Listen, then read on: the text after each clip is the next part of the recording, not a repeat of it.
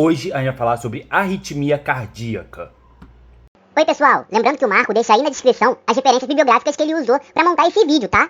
É isso aí, Pingo está correto. Aí na descrição do vídeo vai ter as referências bibliográficas que eu usei para fazer esse vídeo. Mas vamos lá, vamos começar ao que interessa, né? Arritmia cardíaca. A gente vai ter lá, quem já falou em vídeos anteriores, o nó sinoatrial. Esse nó sinoatrial vai gerar um impulso elétrico e esse impulso elétrico vai percorrer todo o nosso coração, gerando assim os batimentos cardíacos. Vamos ver com mais detalhes como é que isso vai acontecer. Esse impulso elétrico vai ser gerado no nó sinoatrial, está localizado aqui no átrio direito do nosso coração. Esse nó sinoatrial vai mandar o impulso elétrico que vai viajar até o nó atrioventricular, que está localizado aqui. Esse nó atrioventricular vai mandar mais um impulso elétrico, né, que vai descer aqui pelos feixes. Esse deslocamento aqui no início desses feixes, depois do nó atrioventricular, ele é de maneira muito lenta. Para quê? Para dar tempo do coração, dos átrios, né, se esvaziarem. E aí ele se divide em ramo direito e esquerdo, né, em ramo direito e esquerdo, e depois seguem lá pelas fibras de Purkinje. E aí sobe por todo o nosso coração, do ápice até a base do nosso coração, gerando assim o estímulo elétrico. Então ele sai do nó sinoatrial, vem para o nó atrioventricular, desce, aqui ele se divide nos ramos e depois sobe aqui pelas fibras de Purkinje, gerando assim o batimento cardíaco de maneira rítmica. E aí a arritmia cardíaca, ela vai ser a anomalia nesse sistema de condução, uma anomalia gerada nesse sistema de condução, e aí isso faz com que a gente sofra arritmia cardíaca. E aí quais são os tipos de arritmia cardíaca, né? A gente pode ter uma arritmia persistente, que aí é necessária intervenção médica, em alguns casos até a utilização de marca-passo, a gente já vai falar sobre marca-passo lá no final desse vídeo, ou então esporádica, de maneira esporádica, por motivos internos ou externos no nosso corpo. A gente já vai falar também sobre elas. E depois que a anomalia, que é essa anomalia que está causando essa arritmia, passa, né, volta ao normal, o batimento também volta ao normal. O ritmo do coração volta ao normal. E qual é o normal? 60 a 100 batimentos por minuto. E aí, quais são as formas arrítmicas do coração? Quais são as formas de arritmia? Taquicardia, taquiarritmia, que aí é o coração acelerado, mais de 100 batimentos por minuto. É como se eu tivesse visto a bruxa. Pibos, você é muito engraçadinho, é mais ou menos isso. Mas o coração acelera, né? Mais de 100 batimentos por minuto. E a bradiarritmia é quando o coração fica lento, menos de 60 batimentos por minuto.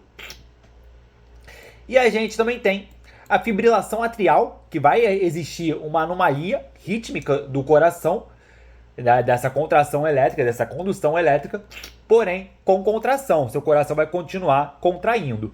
A fibrilação ventricular tem essa anomalia, só que o coração não bate, né? O coração não contrai. E também temos a assistolia, que é a ausência de condução elétrica do coração.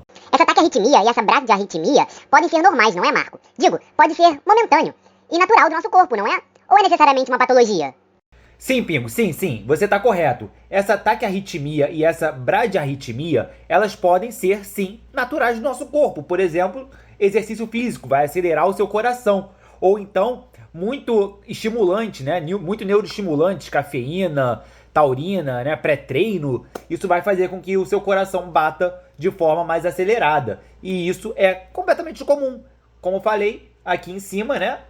Esporádica, de uma forma esporádica. Quando diminuir os efeitos, por exemplo, da cafeína, o seu coração vai voltar ao normal. Ou então, a bradiarritmia no sono, por exemplo, quando você dorme, e aí passa um tempo dormindo, os batimentos do seu coração tendem a cair. E aí pode chegar a menos de 60 batimentos por minuto. E isso é completamente normal. Quando você acordar, seu coração vai bater de maneira normal, né? De forma normal, voltando ao normal, 60 a 100 batimentos por minuto.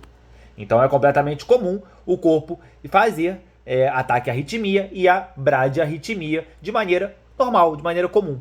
Depois voltar ao normal. Lembrando que o Marco já fez vídeo aqui no canal sobre aterosclerose. Lá ele explica um pouquinho mais sobre essa doença, tá? Acessa aí embaixo. Sim, Pingo, sim, já fiz um vídeo sobre aterosclerose e a gente vai falar dela agora.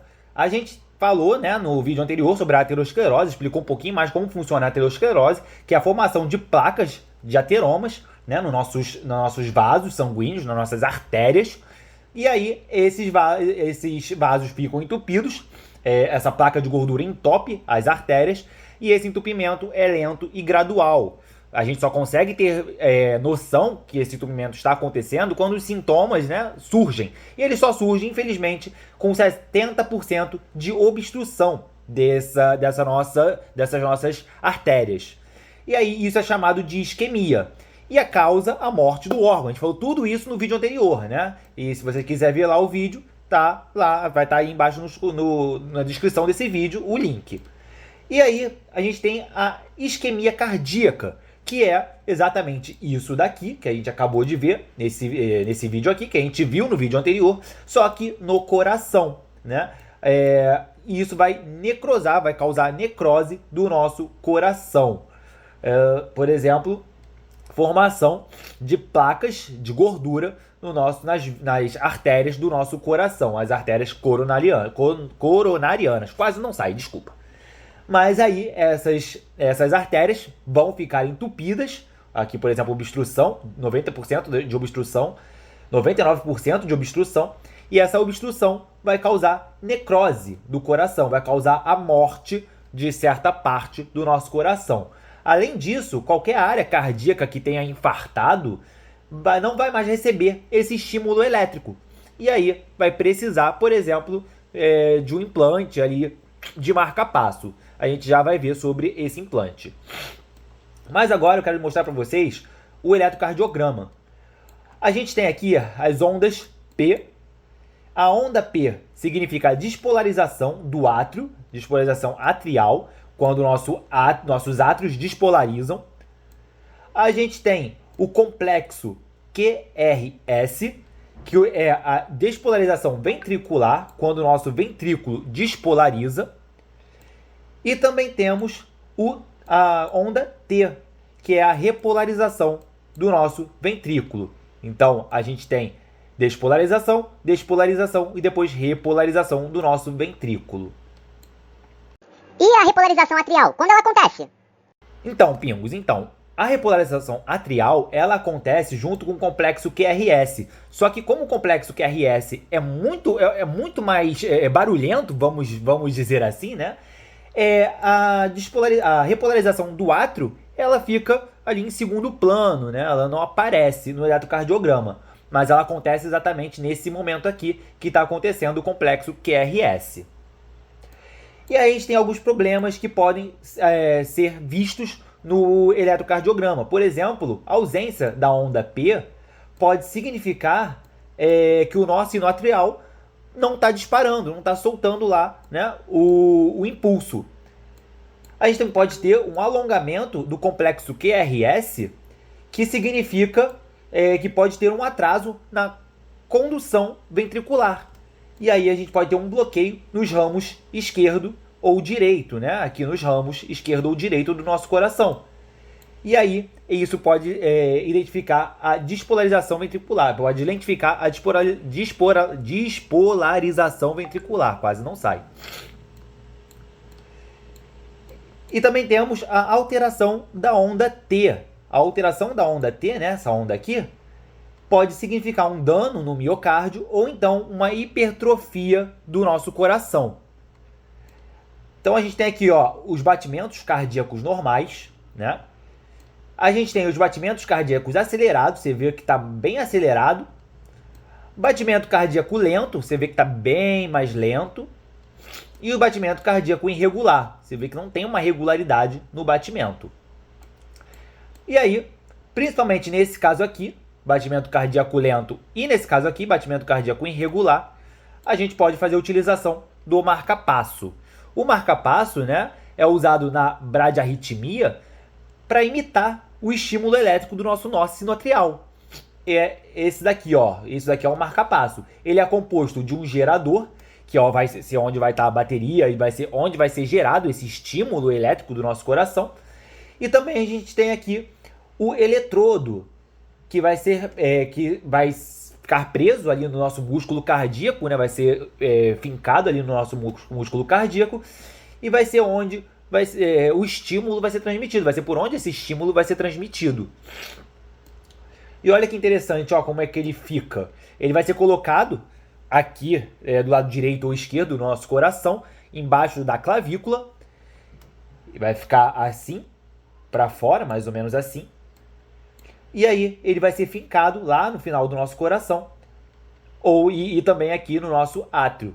E aí vai gerar um potencial elétrico, ele vai gerar o potencial elétrico lá, estimulando o nosso coração. E a bateria, Marco, quanto tempo dura? Então, Pingos, depende do paciente. Cada paciente vai ser um caso diferente. Marca-passos hoje em dia são inteligentes. Eles só vão entrar em ação quando o batimento cardíaco cai muito. E aí, quando o batimento cardíaco cai abaixo de 60, ele entra em ação e é ativado, né? Começa a trabalhar. Ele dura aí geralmente de 8 a 10 anos, né? Contando com tudo isso. E aí essa bateria, né, vai morrer, vai precisar ser trocada. Então, caso o ritmo caia muito, o marca-passo ele é ativado e gera estímulos elétricos para o coração, para voltar ao coração a bater normal, normalizando assim o ritmo do nosso coração. Falando em coração, bem que a gente podia comer um coração de frango hoje, não é, Marco? Vamos ver. Você só pensa em comida, cara. Para de pensar em comida um pouco. Pensa em outras coisas, né? Vamos fazer um exercício físico, uma atividade física. Para de pensar em comida. Só pensa em comida o dia inteiro. Mas se você gostou desse vídeo, dá o like aí, se inscreve aí embaixo no canal. E até o próximo vídeo. Fui!